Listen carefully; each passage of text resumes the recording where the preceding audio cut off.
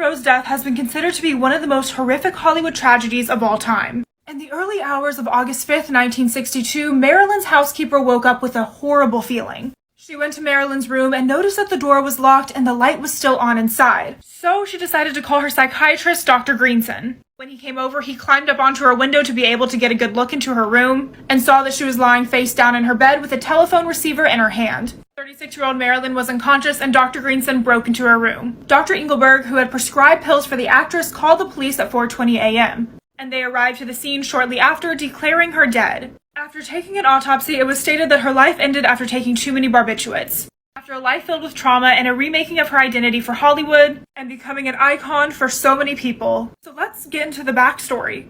Marilyn was born in Los Angeles in 1926 and originally known as Norma Jean Baker. Her mother was a film cutter and her father's identity was never really known. Marilyn's mother was diagnosed with schizophrenia after a mental breakdown, and she shuffled between foster homes in fear of being institutionalized like her mom. In 1942, she began modeling, and in 1946, she signed a contract with 20th Century Fox. She then became known as Marilyn Monroe and started off with just getting some small parts in the early 1950s, but later grew to more lead roles. As Marilyn's fame increased, her mental health decreased, and around this time developed dependence on alcohol and pills and was deemed difficult to work with. She was institutionalized briefly in 1961, and then publicly fired from her movie Something's Got to Give in 1962. So it seems logical to think that her mental health was a big part of her taking her own life. So, case closed, right? Well, what if I told you that the alternative theory was murder? And this theory involves secret affairs, the Kennedys, the FBI, and Frank Sinatra. I'll explain in the next part. So was Marilyn Monroe actually murdered?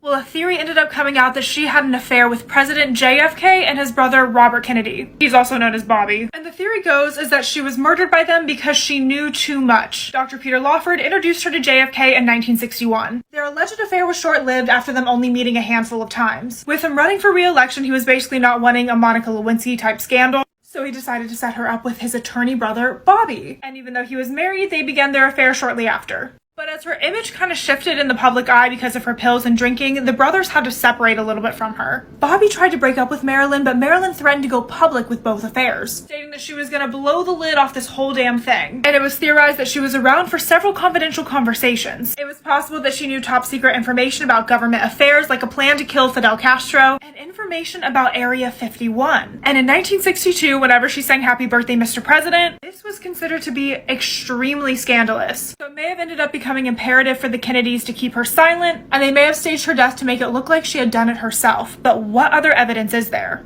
With the Freedom of Information Act of 2006, one of the documents shared that Robert may have been complicit in an attempt to induce the actress's unaliving, and the others beauty that makes an impact, raising the standards until all beauty is clean with no compromise. For everyone, are you ready to raise up? Oh, sweet and spicy, get in my mouthy. This Jack Link's Doritos spicy sweet chili flavor is tasty.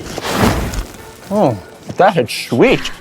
Implicated in the document was Dr. Peter Lawford, Ralph Greenson, the housekeeper, and Pat Newcomb. It was inferred in the documents that this was an alleged plot put in place in order to silence her after she threatened to reveal her affairs. On her last doctor's visit, she was prescribed 60 tablets, which was an unusual quantity because she was seen so frequently. And on the night of her death, the housekeeper put the bottle of pills on her night table. Furthering this theory came with the JFK files in 2017. This included a letter to Robert stating that there was a book that threatened to release information about the affair, several claims that Robert visited Marilyn on the night of her death, and allegedly there was a call made to Peter Lawford to find out if Marilyn was dead. In late July of 1962, after Marilyn was heartbroken, she went to Lake Tahoe to spend the weekend with Peter Lawford, Frank Sinatra, Dean Martin, Sammy Davis, and so many others. And she was allegedly invited by Frank Sinatra in order to persuade her not to go public with the affair. She returned from this trip to LA and died 5 days later. There was also several witness reports from the neighborhood stating that they heard a woman scream, quote, "Murderers, you murderers, are you satisfied that she's dead?" A lot of their relationship has remained sealed for national security reasons, so it's hard to prove anything.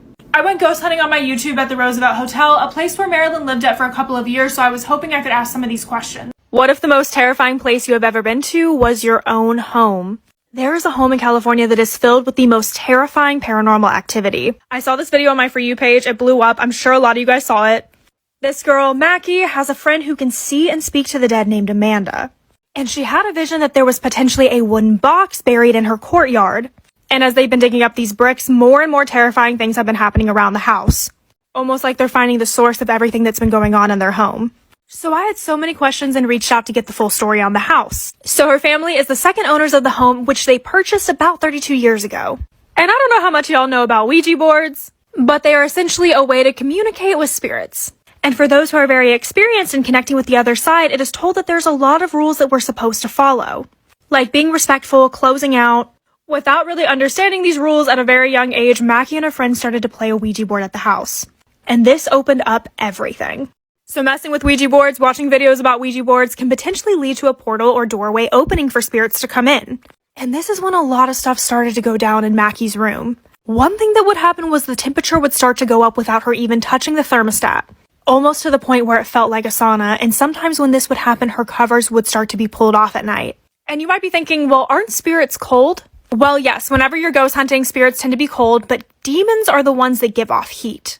And animals tend to pick up on this stuff first. Here's a video of her dog growling at something in the corner of her room. She had also witnessed a balloon attached to a weight slide across her room, in addition to her entire family witnessing a glass slide across the table. In disbelief, they checked to see if there was any water there, and there wasn't.